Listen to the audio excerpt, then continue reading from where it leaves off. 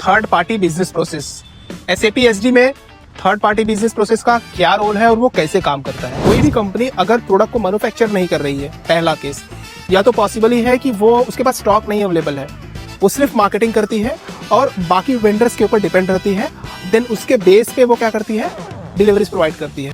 Order आने के बाद अपने सिस्टम में एंट्री करेगी ऑर्डर की, वेंडर के पास जाएगी और वेंडर को बोलेगी आपको डिलीवरी करनी है उस लोकेशन पे, राइट, कहाँ पे, उस कस्टमर के यहाँ पे डिलीवरी करनी है। कस्टमर है वो पैसा आपको देगा, कंपनी को पैसा देगा और उसके बाद कंपनी क्या करेगी, वेंडर को पैसे दे देगी। बस इतना ही थर्ड पार्टी बिजनेस प्रोसेस है। अब मैं आपको बताऊंगा कि ये सिस्टम में कैसे काम करता है। जब आप SAP ओपन करते हो वहाँ पे ये कैसे काम करता है, देखिए।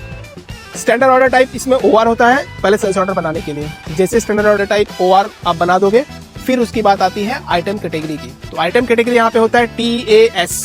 नॉर्मल जो मटेरियल होगा वहाँ पे जो डिलीवरीज होती है वहाँ पे होता है TAN, बट ये थर्ड पार्टी बिजनेस प्रोसेस है। तो यहाँ पे आइटम कैटेगरी क्या है, TAS, TAN नहीं है, TAS है। ओके, सो आइटम कैटेगरी ग्रुप क्या होगा, BANS, बांस। अब आते हैं शेड्यूल लाइन कैटेगरी पे। तो शेड्यूल लाइन कैटेगरी क्या होगी, CS उसकी शेड्यूल लाइन कैटेगरी है। फाइन फाइन फाइन, बहुत अच्छा।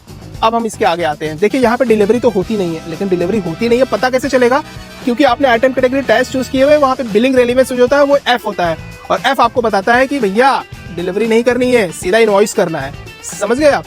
अब क्या होगा, तो सेल्स ऑर्डर बन गया और सेल्स ऑर्डर बनने के बाद जैसे आप सेल्स ऑर्डर सेव करते हो ना, तो उसमें क्या होता है पता है, एक ऑटोमेटिक बनता है। क्या बनता है, PR, परचेस रिक्विजिशन। सो परचेस रिक्विजिशन ऑटोमेटिक बन जाता है। PR किसके बेस पे, क्योंकि शेड्यूल लाइन कैटेगरी CS है। वो कैसे, वो मैं आपको सिस्टम में दिखाऊंगा, आप उसकी चिंता मत करिएगा। अब आते हैं हम आगे। शेड्यूल लाइन कैटेगरी CS के अंदर आपका PR बन गया, उस PR के बेस पे बनेगा PO बन जाएगा। अब PO बन चुका है, PO बनने के बाद वो किसके पास जाएगा, वेंडर के पास। ओके, वेंडर के पास PO गया, वेंडर ने PO देखा, अच्छा अच्छा ठीक है मुझे डिलीवरी करनी है। ओके, चलो ठीक है, बढ़िया। तो वो क्या करेगा, वो डिलीवरी कर देगा। कहाँ डिलीवरी करेगा, कस्टमर के यहाँ पे, क्योंकि उसके पास उसका एड्रेस पहले से ही होगा और वो वेंडर के यहाँ पे डिलीवरी कर देगा। डिलीवरी करने के बाद हमारी कंपनी क्या करेगी, मायरो मतलब पेमेंट करेगी। तो हम उसको SAP में कहते हैं मायरो। पेमेंट होने के बाद कितनी क्वांटिटी उसको डिलीवर हुई है और वही क्वांटिटी कॉपी होके कहाँ जाती है, इनवॉइस में।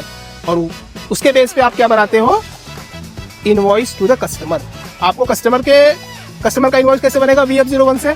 लेकिन कस्टमर को पता कैसे चलेगा कि कितनी डिलीवरी हुई है, मतलब आपको कैसे पता चलेगा कि कस्टमर के यहाँ कितनी डिलीवरी हुई है।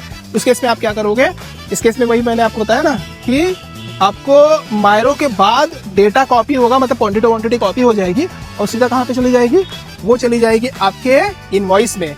जब आप इनवॉइस सेव करोगे तो वहीं पे इनवॉइस बन जाएगा। आज हमने कंप्लीट किया थर्ड पार्टी बिजनेस प्रोसेस।